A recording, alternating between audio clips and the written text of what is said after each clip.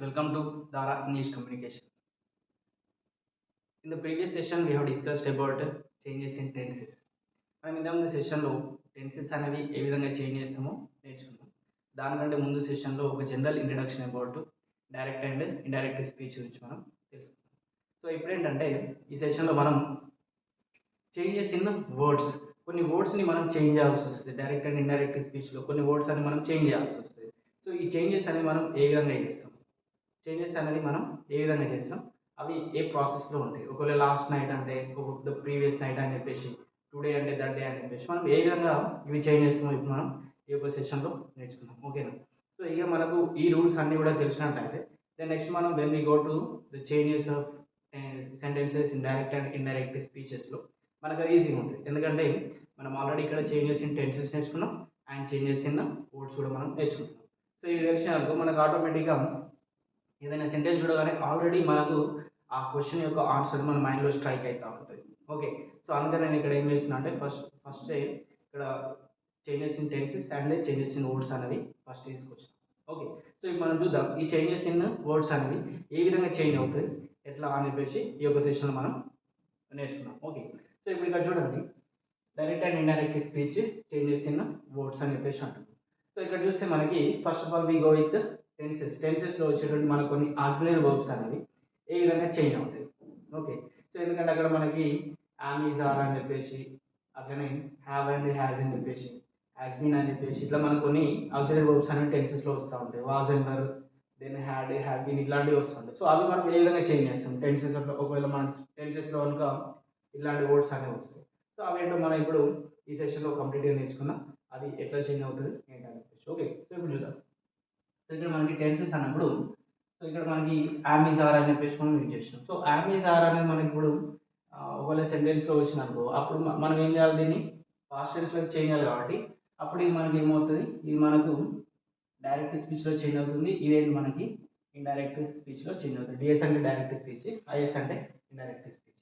Okay, so ఇక్కడ మనకి am is are అనేది ఇక్కడ మనకి ప్రెసెంట్ టెన్స్లో ఉందంటే అది మనం పాస్ట్ టెన్స్లోకి చేంజ్ చేయాలి. కాబట్టి ఇండైరెక్ట్ స్పీచ్లో అప్పుడు మనకి ఏమవుతుంది, వాజ్ అండ్ వర్ అనేది వస్తూ ఉంటుంది. ఓకే, అట్లా మనకి సింగులర్ ఉంటే వాజ్ వస్తుంది, ప్లూరల్ ఉంటే వర్ వస్తుంది, మనకు ఆల్రెడీ తెలుసు. ఓకే, సో ఈ విధంగా. సో నెక్స్ట్ మనకి డూ అండ్ డస్ అనేది ఇక్కడ మనం యూజ్ చేస్తాం. డూ అండ్ డస్ అనేది మనకు ఇండైరెక్ట్ స్పీచ్ వచ్చేసరికి ఏ విధంగా చేంజ్ అవుతుంది అంటే ఇవి డిడ్ లాగా చేంజ్ అవుతుంది. ఎందుకంటే మనం ప్రెసెంట్ టెన్స్ని పాస్ట్ టెన్స్లోకి చేంజ్ చేయాలి కదా. సో అందుకని ఇక్కడ ఏంటి, మనం ప్రెసెంట్ టెన్స్లో డూ అండ్ డస్ అని ఉపయోగిస్తాం. But when it changes to past tense ఇక్కడ మనకి ఏమొస్తుంది అంటే డిడ్ లాగా చేంజ్ అవుతుంది. సో నెక్స్ట్ మనకి ఇక్కడ హ్యావ్ అండ్ హ్యాజ్ అనేది తీసుకున్నాం. సో మనకి హ్యావ్ అండ్ హ్యాజ్ అని మనకి ఎందులో పర్ఫెక్ట్ టెన్స్లో వస్తాయి, మనకి ప్రెసెంట్ పర్ఫెక్ట్ టెన్స్లో వస్తాయి. మనం అది పాస్ట్ పర్ఫెక్ట్ టెన్స్లోకి చేంజ్ చేయాలి. అప్పుడు ఏ విధంగా చేంజ్ అవుతుంది, అది ఏ విధంగా అంటే హ్యాడ్ లాగా చేంజ్ అవుతూ ఉంటుంది. ఓకే, అది మనకు హ్యాడ్ లాగా చేంజ్ అవుతూ ఉంటుంది. సో ఇక నెక్స్ట్ మనకి ఇక కొన్ని వర్డ్స్ ఉన్నాయి కింద, కొన్ని వర్డ్స్ అనేవి ఇక్కడ మనం కింద చూస్తాం. ఓకే, సో అట్లనే అది ఫర్గాట్ ఒకటి మర్చిపోయినా, వాజ్ అండ్ వర్ అనేది కూడా మనం టెన్సెస్లో చేంజ్ చేయాల్సి వస్తుంది. ఇక్కడ మనకి ఎందుకంటే పాస్ట్ కంటిన్యూస్ టెన్స్ అనేది మనం ఇక్కడ వాజ్ అండ్ వర్ అని ఉపయోగిస్తాం. అది ఏ విధంగా చేంజ్ అవుతుంది అంటే పాస్ట్ పర్ఫెక్ట్ కంటిన్యూస్ టెన్స్లోకి మనం డైరెక్ట్ అండ్ ఇండైరెక్ట్ స్పీచ్లో చేంజ్ చేసినప్పుడు డైరెక్ట్ స్పీచ్ మనకు వాజ్ అండ్ వర్లో వస్తే అది మనకు పాస్ట్ పర్ఫెక్ట్ కంటిన్యూస్ టెన్స్కి చేంజ్ అవ్వాలి. అప్పుడు మనకి ఏమొస్తుంది, హ్యావ్ బీన్ అనేది మనం ఇక్కడ చేంజ్ చేస్తూ ఉంటాం. Okay, nothing to worry. అది ఆల్రెడీ మనకు ఇంతకు చేంజెస్ ఇన్ టెన్సెస్ చెప్పినప్పుడు అందరూ చూపిస్తున్నాను. బట్ ఓన్లీ ఇది ఇక్కడ రాస్తాం, బట్ ఇక్కడ రాస్తాం. Okay, so no problem. So ఇక్కడ మనకి నవ్ అంటున్నాం. నవ్ అంటే దెన్. ఓకే, అది ఇప్పుడు జరుగుతుంది, బట్ మనం నెక్స్ట్ టైం వేరే వాళ్ళకి చెప్పినప్పుడు ఏమవుతుంది, ఇది ఆల్రెడీ పాస్ట్ కదా, టైం అనేది పాస్ అవుతుంది కదా. సో మనం ఏమనాలి, దెన్ అనేది ఉపయోగించాలి. రైట్. సో నెక్స్ట్ మనకి హియర్ అంటున్నాం. ఇప్పుడు మనకి యాక్టివిటీ అనేది ఇక్కడ జరుగుతుంది కాబట్టి హియర్ అని చెప్పేసి అంటున్నాం. మనం నెక్స్ట్ ఇంటికి వెళ్ళినప్పుడు కానీ లేదా వేరే పర్సన్స్కి వేరే ప్లేస్లో చెప్పినప్పుడు ఏమొస్తుంది, వాళ్ళు కూడా సేమ్ ప్లేస్లో ఉన్నారనుకో ఏమొస్తుంది, హియర్ అని వస్తుంది. ఒకవేళ మనకి డిఫరెంట్ ప్లేస్లో వచ్చినప్పుడు ఏం చెప్తాం, మనం దేర్ అని చెప్పేసి యూజ్ చేస్తూ ఉంటాం. ఇప్పుడు మనం స్కూల్లో కానీ కాలేజ్లో కానీ లేదా కోచింగ్ సెంటర్స్లో కానీ నేర్చుకున్నప్పుడు అది ఏమవుతుంది, హియర్ అవుతుంది. కానీ ఇంటికి వెళ్ళి వేరే వాళ్ళకి ఎక్స్ప్లెయిన్ చేసినప్పుడు లేదా వేరే వాళ్ళతో డిస్కస్ చేసినప్పుడు ఏమవుతుందంటే అది దేర్ అవుతుంది. అది మనకు ఇండైరెక్ట్ స్పీచ్లో. సో నెక్స్ట్ మనకి దిస్ అని చెప్పేసి అంటున్నాం. దిస్ అనేది ఇప్పుడు ఏదైతే మనం తీస్తుందో అది మనం ఇండైరెక్ట్ స్పీచ్కి వెళ్ళేసరికి ఏమవుతుందంటే దట్లాగా కన్వర్ట్ అవుతుంది. ఓకే, సో నెక్స్ట్ మనకి దీస్ అంటున్నాం. దీస్ అంటే ఇప్పుడు మన దగ్గర ఏవైతే ఉన్నాయో అవి వీటి మనం దీస్ అని చెప్పేసి అంటున్నాం. నెక్స్ట్ టైం మనం వేరే ప్లేస్కి వెళ్ళేసి మాట్లాడినప్పుడు ఏమవుతుంది, అవి వేరే ప్లేస్లో ఉన్నటువంటి వాటిని మనం ఇండికేట్ చేస్తున్నాం కాబట్టి దీస్ బికమ్స్ దోస్.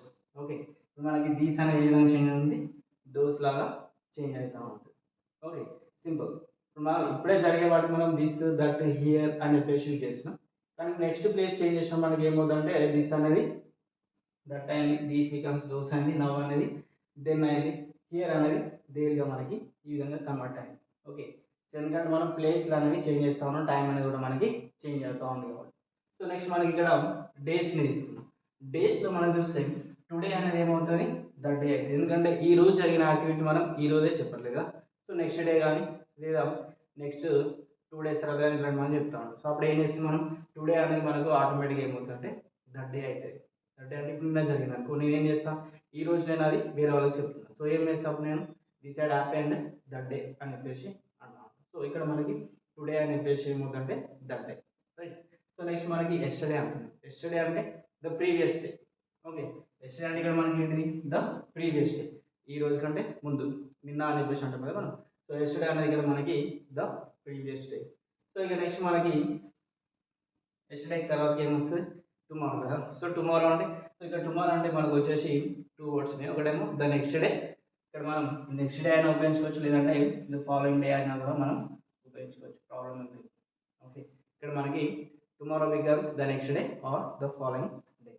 సో ఇక నెక్స్ట్ మనకి టు నైట్ అంటున్నాం. సేమ్ మనకి టుడే ఏ విధంగా అయితే ద డే చేంజ్ అవుతుందో ఇక్కడ కూడా సేమ్ మనకి టు నైట్ అనేది మనకి ఏ విధంగా చేంజ్ అవుతుందంటే దట్ నైట్ లాగా చేంజ్ అవుతుంది. Okay, to night becomes that night. Okay, so ఇక నెక్స్ట్ మనకి అదేవిధంగా లాస్ట్ నైట్ అంటున్నాం. లాస్ట్ నైట్ అంటే ఇక్కడ మనం ఎస్టర్డే ఏ విధంగా చేంజ్ చేసినాం, ఎస్టర్డే ఇక్కడ మనకి ద ప్రీవియస్ డే అని చెప్పేసి అన్నాం. సో ఇక్కడ ఏమంటుంది మనకి లాస్ట్ నైట్ అంటున్నాం. లాస్ట్ నైట్ అంటే ఏంటి, the previous night. Okay, last night అంటే మనకి ఏంటి ఇక్కడ ద ప్రీవియస్ నైట్. సేమ్ ఇక్కడ మనకి ఎస్టర్డే ఏ విధంగా ద ప్రీవియస్ డే అన్నాము, ఇక్కడ మనం ద లాస్ట్ నైట్, ఇక్కడ లాస్ట్ నైట్ ఏమంటాం అంటే ద ప్రీవియస్ నైట్లో మనం చేంజ్ చేస్తూ ఉంటాం. అంటే అది ఆటోమేటిక్గా లాస్ట్ నైట్ బికమ్స్ ఏమవుతుందంటే ద ప్రీవియస్ నైట్ అని చెప్పేసి మనం చేంజ్ చేస్తాం. ఇక నెక్స్ట్ మనకి లాస్ట్ సండే అని చెప్పేసి ఇక్కడ ఉంది. లాస్ట్ సండే అంటే ఏంటిది, లాస్ట్ సండే అంటే the previous Sunday. Last Sunday అనేది మనకు ఆటోమేటిక్గా ఏమవుతుంది, సేమ్ మనకి లాస్ట్ నైట్ లాగానే లాస్ట్ సండే ఉంది. లాస్ట్ సండే ఉందంటే ఇక్కడ మనకి ఏంటి, ద ప్రీవియస్ సండే, ఇంతకు ముందు సండే. ఓకే, సో ఇక నెక్స్ట్ మనకి లాస్ట్ మంత్ అని చెప్పేసి ఇచ్చింది ఇక్కడ. సో లాస్ట్ మంత్ అంటే సేమ్ మనకి last night, last Sunday, last month ఏ విధంగా అయితే చేంజ్ అయ్యిందో ఇక్కడ మనకి లాస్ట్ మంత్ అనేది ఏ విధంగా అవుతుంది, సారీ లాస్ట్ మంత్ అనేది ద ప్రీవియస్ మంత్. సారీ మనకు నెక్స్ట్ మంత్ రాదు, ఇక్కడ రాసిన లాస్ట్ మంత్ అనేది the previous month. Okay, last month అనేది మనకి ఏమవుతుందంటే ద ప్రీవియస్ మంత్. అదే ఇక్కడ మనకి నెక్స్ట్ మంత్ అని చెప్పేసి ఇచ్చింది అనుకో, ఇక్కడ మనకి నెక్స్ట్ మంత్ అని చెప్పేసి ఇస్తే ఇక్కడ మనకి ఏమవుతుందంటే ద ఫాలోయింగ్ మంత్ అవుతుంది.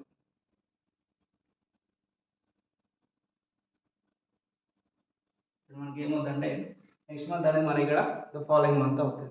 లేదా దీన్నే మనం ద నెక్స్ట్ మంత్ అని చెప్పేసి కూడా మనం అనవచ్చు. ఇక్కడ మనకి టుమారో అనేది ద నెక్స్ట్ డే ఉంది చూసిన, సేమ్ అదే ప్రాసెస్లో ఇక్కడ మనకి నెక్స్ట్ మంత్ అంటాడు, ద ఫాలోయింగ్ మంత్ కానీ లేదా ద నెక్స్ట్ మంత్ కానీ యూజ్ చేయొచ్చు. అదేవిధంగా మనకి నెక్స్ట్ ఇయర్ కూడా వస్తుంది కదా, మరి నెక్స్ట్ ఇయర్ కూడా మనం ఏ విధంగా అనొచ్చు, నెక్స్ట్ ఇయర్ అంటే the following year are the next year. ఇక్కడ కూడా మనం లాస్ట్ ఇయర్ అని చెప్పేసి అనుకో, ఇప్పుడు మనం లాస్ట్ ఇయర్ అనేది యూజ్ చేసినాం. లాస్ట్ ఇయర్ అని చెప్పేసి మనం యూజ్ చేస్తే ఇది మనకి ఏ విధంగా వస్తుంది చెప్పండి, లాస్ట్ ఇయర్ యూజ్ చేస్తే లాస్ట్ ఇయర్ అనేది వెరీ గుడ్. లాస్ట్ ఇయర్ ఇక్కడ మనకి ఏమొస్తుంది, ద ప్రీవియస్ ఇయర్. ఇక్కడ మనకి ఏ విధంగా వస్తుంది అంటే the previous year. Last year అనేది మనకు ద ప్రీవియస్ ఇయర్ లాగా ఈ విధంగా మనకి చేంజ్ అవుతూ ఉంటాయి. ఓకే, సో ఇవి మనకు some changes that we come across in the words. Okay, ఇవి మనకు కొన్ని changes that we come across in the words. Okay, so hope you have understood. ఏ విధంగా మనకి వర్డ్స్ అనేది చేంజ్ అయ్యాయో మీకు అర్థమైందని చెప్పేసి నేను అనుకుంటాను. ఇక నెక్స్ట్ సెషన్లో మనం సెంటెన్సెస్ని ఏ విధంగా డైరెక్ట్ నుండి ఇండైరెక్ట్ చేంజ్ చేస్తామో అది మనం నేర్చుకుందాం. ఓకేనా, so this is it for today. Thank you and have a nice day. Don't forget to like,